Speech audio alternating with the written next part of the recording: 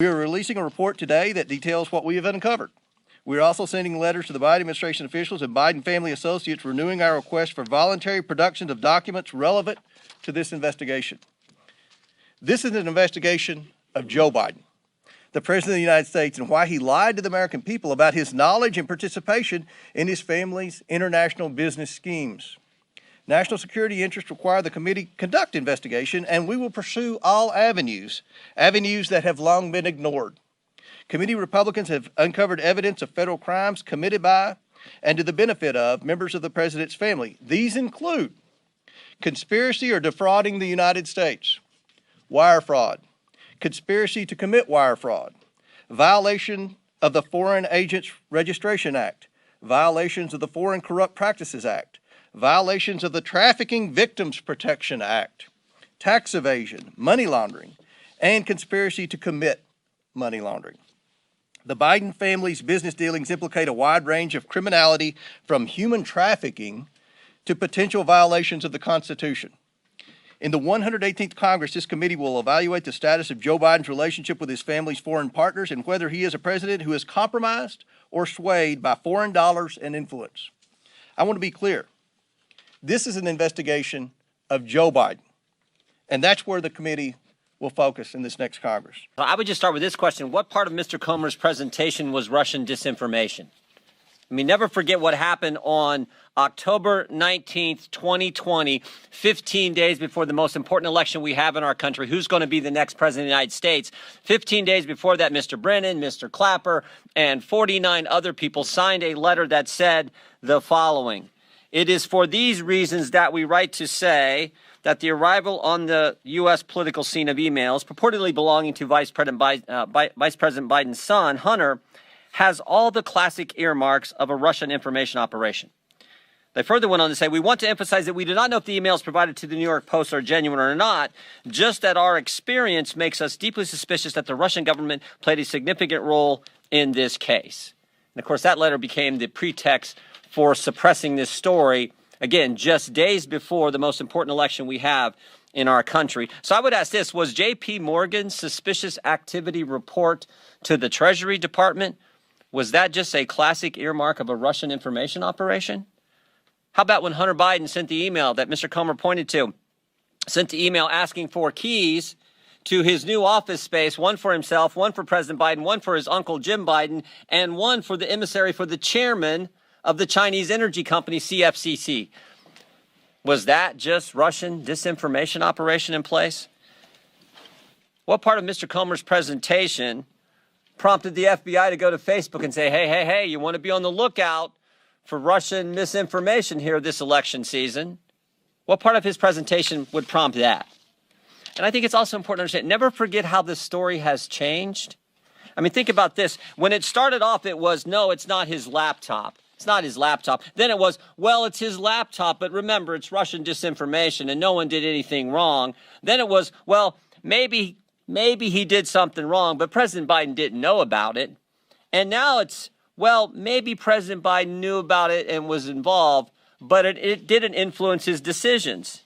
In fact, yesterday, there was a story in Politico which said that. The story in Politico yesterday, investigating the investigators, dim strategists to launch counterpunch to House GOP. Story in Politico yesterday, here's what I said in there. Quote, no evidence has publicly emerged that Joe Biden's decisions were affected by his son's business dealings.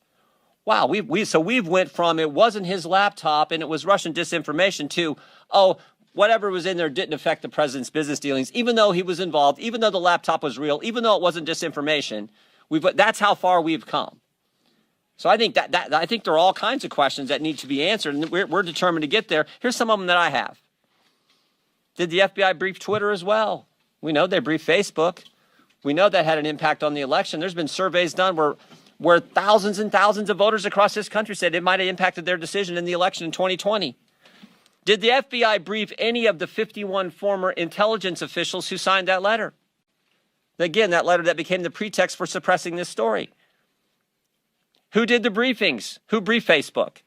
Here's a name that I think is interesting. Timothy Thibault.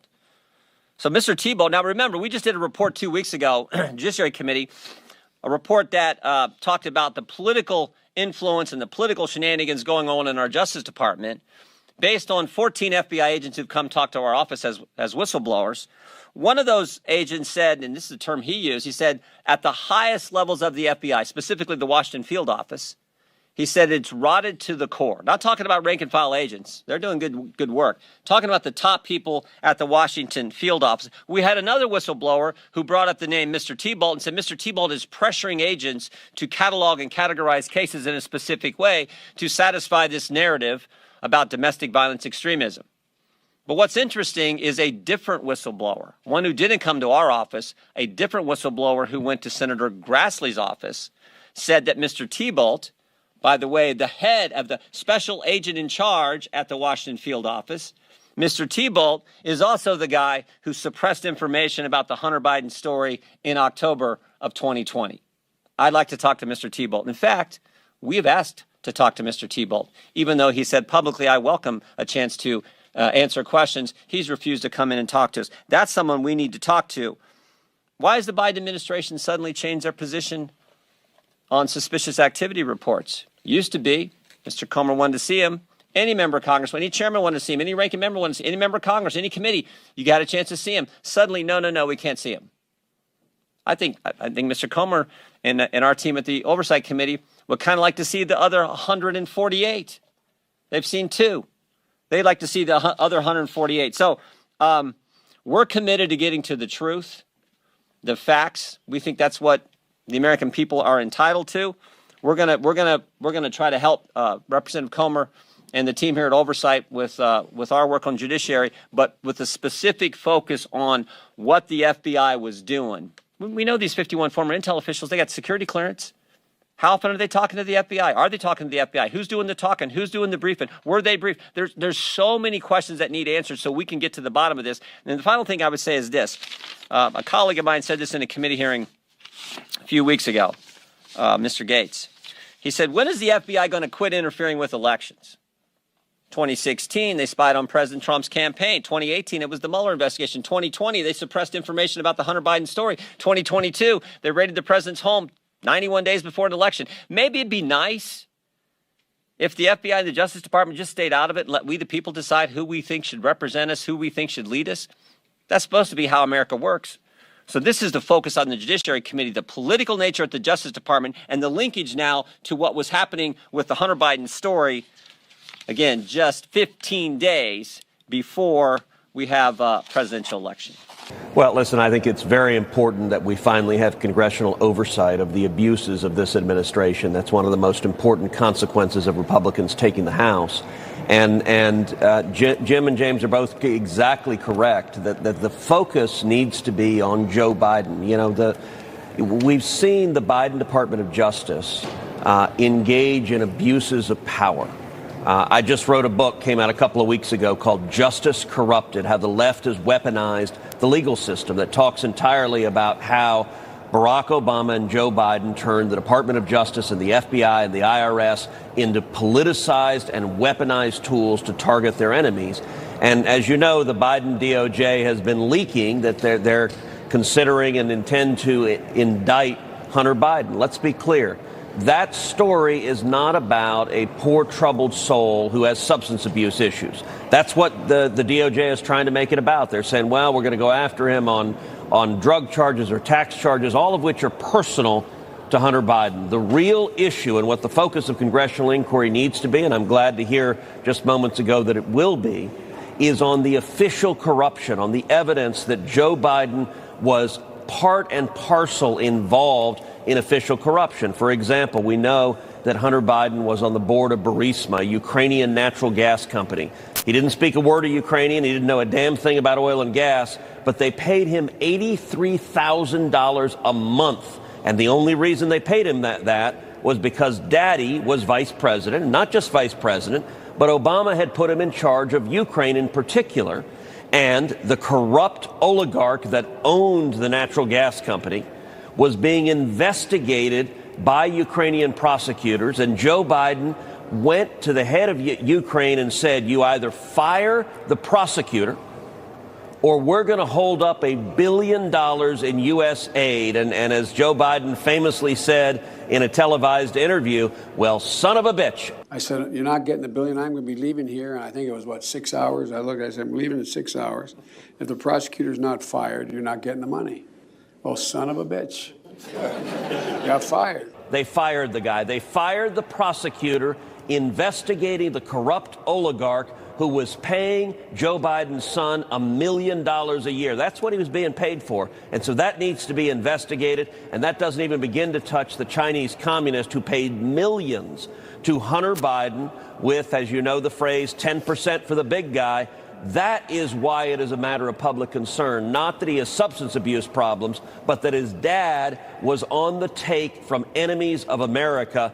That is worthy of investigation. I'm glad to see the House will be doing it. In the modern world where they convince a woman to get a job, the man to get a job, they inflate the currency so nobody can exist any other way because it's too expensive. The parents are out working all day. The school and the internet and the matrix raise your children. Your children go to school all day and be told things that you may not want them to learn. Then they sit on the internet and read things and watch things you may not want them to watch. You talk to them for 10 minutes at the end of the day and they go to bed. You're fighting with your 10 minutes against endless hours of the most entertaining programming or the most forceful programming. In school, it's forceful. On the internet, it's entertaining. Convincing them of ideas that you perhaps don't agree with. I've seen it myself on YouTube. I've seen a guy in America driving his car and his kids were in the back seat and he was arguing with them about an issue.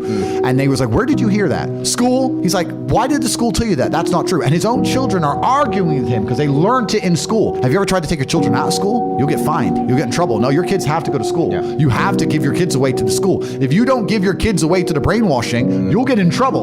As an all-star fighter, businessman, motivational speaker, and philanthropist, Andrew Tate has truly earned the title of Top G. But there's another title Andrew Tate holds that has enraged the globalist. He is consecutively the most Googled man in the world in the last 2 years. And that's because his message is about human and specifically male empowerment. Now, Andrew Tate is taking his fight to empower and supercharge men to the next level. Introducing Top G Supplements. We are proud to introduce and sponsor the Top G line of supplements by Andrew Tate and his crew. Now you have the chance to benefit in body, mind, and soul with the same supplements that Andrew Tate takes himself. Learn more about these amazing products at AndrewTatePower.com. AndrewTatePower.com, and discover the power of Andrew Tate's new supplements that are the highest quality on the market. I think there's a whole bunch of men in the world who understands my value. And if men grow up to be like me, you're going to have a whole bunch of people with no criminal record, dedicated athletes, who protect and provide for the people close to them.